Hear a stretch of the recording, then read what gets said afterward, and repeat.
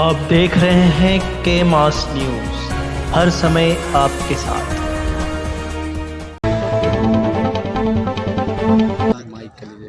कल भी बात की थी और पूछा था कि कितनी भीड़ आएगी कितनी भीड़ नहीं। मैंने सुबह ही प्रेडिक्शन कर दिया था कि इस बार की रैली अभी तक की जो बीएसपी अपने रिकॉर्ड तोड़ती आई है उन सब में एक नया ऐतिहासिक रिकॉर्ड कायम उनका नहीं आ रहा भाई। आज बनारस मंडल में ही बल्कि हमारी आदरणीय बहन जी की जनसभा से चंद किलोमीटर दूर पे 2 किलोमीटर की दूरी पर श्री अखिलेश यादव जी और ममता बनर्जी की रैली है जी। और 30-40 किलोमीटर की दूर चंदौली में जी भारत के प्रधानमंत्री जी की रैली थी जी। और उनकी दूसरी रैली जौनपुर में थी। अगर तीनों रैलियों को मिला दिया जाए और बहुजन समाज पार्टी की एक रैली को आदरणीय बहन जी की इस रैली को दिखा दिया जाए तो भी आधी भीड़ उनकी बहन कुमारी मायावती उनकी भीड़ से मतलब सब उनकी भीड़ सबकी इकट्ठी कर दिया जाए फिर भी हमारी दुगनी भीड़ थी।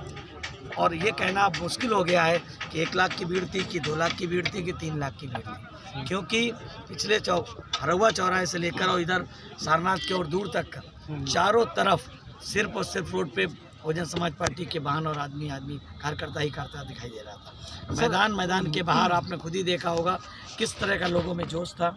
हेलीकॉप्टर के जो हेलीपैड बना हुआ था उस हेलीपैड के आसपास 10,000 की संख्या में लोग खड़े थे। बहन जी ने चारों तरफ घूम के सबका अभिवादन किया, शुक्रिया अदा किया।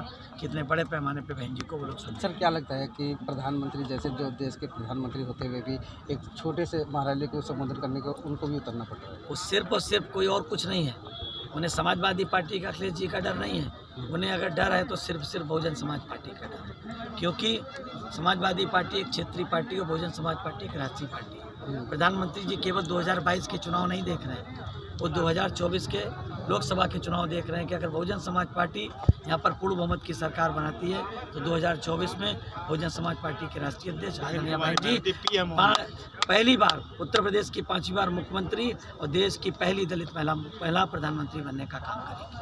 सर 2 बार बीजेपी सरकार रही है यहाँ पे और अभी भी उनको लगता है कि जो पार्टियाँ विकास के नाम पे लड़ रही है और वो खुद मतलब मैदान में खुद ही विकास नहीं है। बहुजन समाज पार्टी के लोगों को वोट देने का काम किया है और 7वें चरण में आज की जनसभा के बाद वाराणसी मंडल हो चाहे आजमगढ़ मंडल की पिछली भी जनसभा हो या फिर मिर्जापुर की जनसभा हो, इन तीनों मंडलों में बड़े पैमाने पे बहुजन समाज पार्टी के प्रत्याशी जीतेंगे हो। चाहे आजमगढ़ मंडल की पिछली भी जनसभा हो या फिर मिर्जापुर की जनसभा हो, इन तीनों मंडलों में बड़े पैमाने पे बहुजन समाज पार्टी के प्रत्याशी जीतेंगे।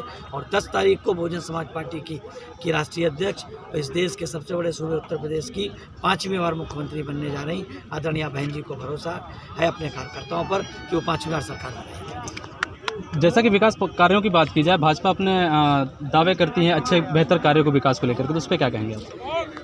मैं इस देश की पूरी मीडिया के साथ जी और भारतीय जनता पार्टी के हर नेता के साथ चाहे जिस चैनल पर वो चाहे हमसे डिबेट कर लें, वो बता दें कि उन्होंने 5 साल में क्या विकास किया है। 5 साल में विकास के नाम पर उन्होंने क्या किया। जो आदरणीय बहन जी ने पहला एक्सप्रेस वे बनाने का काम किया था, जो देश का पहला ऐसा एक्सप्रेस वे था जहां पर वो जहाज उतारने का काम किया गया था। आज तक वो जो एक्सप्रेस वे बना है यमुना एक्सप्रेस वे, वो देश का एकमात्र ऐसा एक्सप्रेस वे है जिसकी मिसाल कोई नहीं दे सकता है। आदरणीय बहन जी ने जिस गंगा एक्सप्रेस वे की शुरुआत बलिया से लेकर नोएडा तक के की थी और जिसके लिए लैंड एक्वायर हो गई थी, उसी एक्सप्रेस वे को पहले अखिलेश जी ने तोड़ करके लखनऊ से आगरा तक जोड़ने का काम किया और बाद में उन्होंने पूर्वांचल के नाम पर योगी जी ने किया है। जहाँ तक मेट्रो की बात करते हैं, मेट्रो का पूरा DPR तैयार करके आदरणीय बहन जी ने शुरू करने का काम अपनी सरकार में किया था। विकास के नाम पर इन्होंने क्या किया।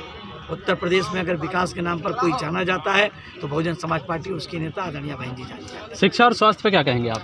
शिक्षा और स्वास्थ्य के मामले में सबसे ज़्यादा काम उत्तर प्रदेश में आदरणीय बहन जी ने करने का काम किया। 25,000 रुपये हर गरीब की बेटी को दे करके और साइकिल दे करके पढ़ने के लिए प्रोत्साहित करने का काम किया। जो बच्चे फर्स्ट क्लास आते थे उनको अलग स्पेशल रिजर्वेशन के तहत उनको नौकरियां देने का काम किया गया, उनको वजीफा देने का काम किया। पहली ऐसी सरकार थी जिन्होंने बैकलॉग भर करके शिक्षा के क्षेत्र में, चाहे सरकारी नौकरियों हो चाहे शिक्षा के क्षेत्र में हो, उन्होंने भरने का काम किया।